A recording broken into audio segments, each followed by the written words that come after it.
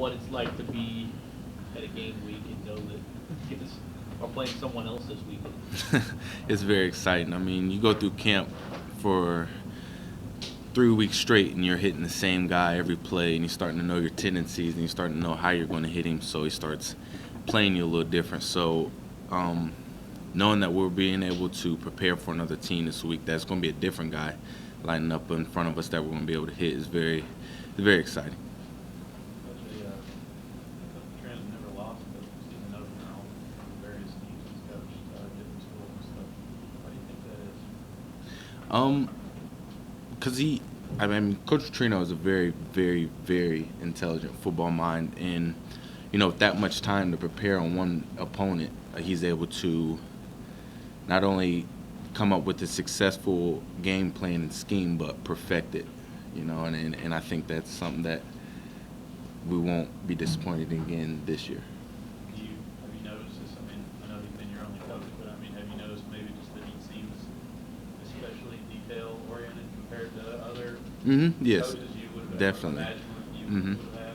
But yeah, I think it's every day at practice he'll get on me about my stance, and every day I think it's perfect, and every day he keeps critiquing it, and it's just those little things at each position that he wants you to pay attention to, because in the fourth quarter when you get tired and wore down, it's something that he preaches.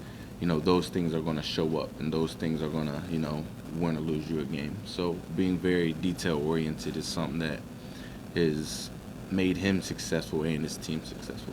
Another thing that his teams have done over the years is they have improved, especially on offense, the second year he's coached.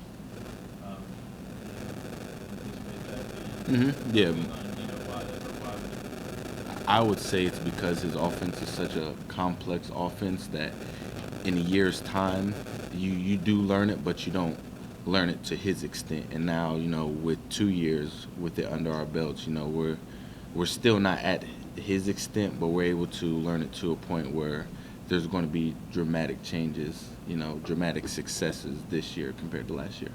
What's the problem with your stance?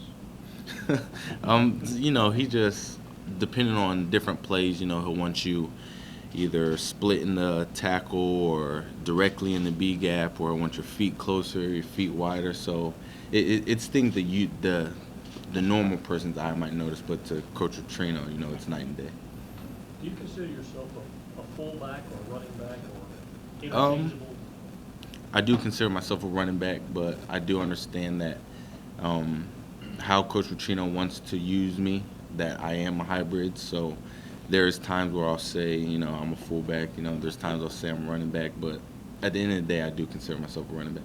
You were one of 4 guys with a 100-yard game last year. Just talk about the depth that you have this year.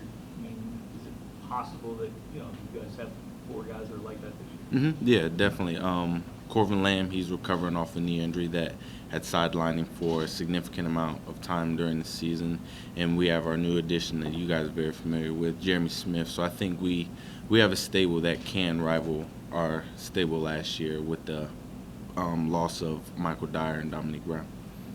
Jay, what's it kind of meant to you guys to see you playing in the most high-profile game in the country this next week for one of them, and then that Louisville is now kind of in a game like that, and just kind of what's it meant to you guys, and what's it meant to your all's families, and as far as how important it is to play in a kind of a really big national game like this? It means a lot. I know Coach Trino has said it, interview in and interview out, that it's something that makes your off season a lot more purposeful. You train harder. Not that you would take any other opponent lightly, but it just gives you a little bit more motivation.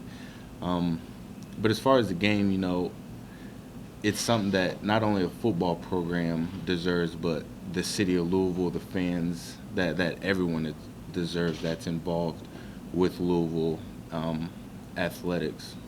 And we're excited about it because this isn't one of those games that we put on our schedule just to say that we were in it, or this isn't something that we want to, come back from Atlanta saying we got to play in the Georgia Dome against Auburn. No, this is something that we truly believe we could win, and that we're going to go out there and win.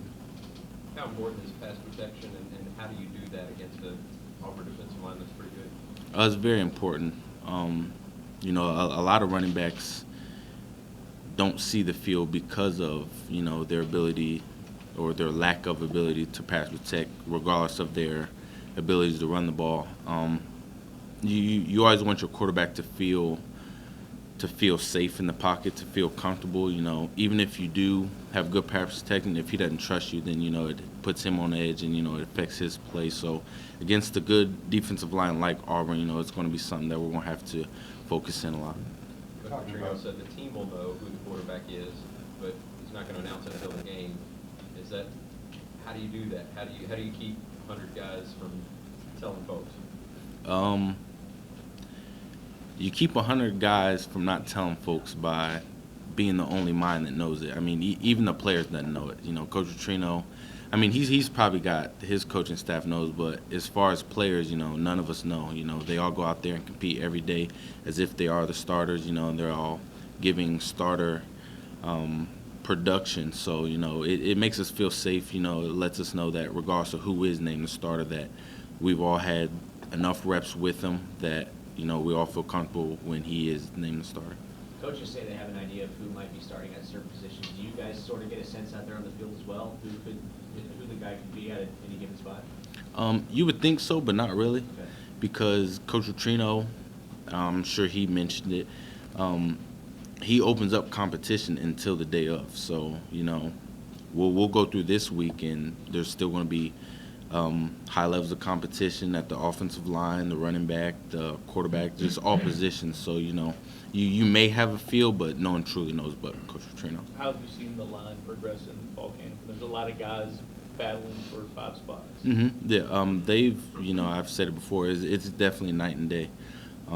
We have about 11 offensive linemen, and they're all rotating at different positions. So you're able to see, you know, you're able to see them progress at different positions. You know, you might have 2 or 3 guys rotating at one position and also another position. So if they don't perfect one, they might be better in the other. So it's good. Playing in a game like this to open the season, is there a part of you that would rather kind of ease in, maybe play a cupcake like one? No, not at all. Why is that?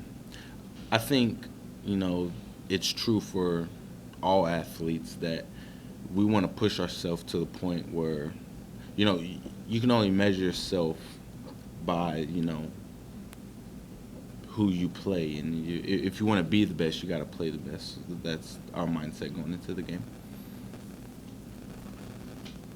All right. Thank you. Thank you.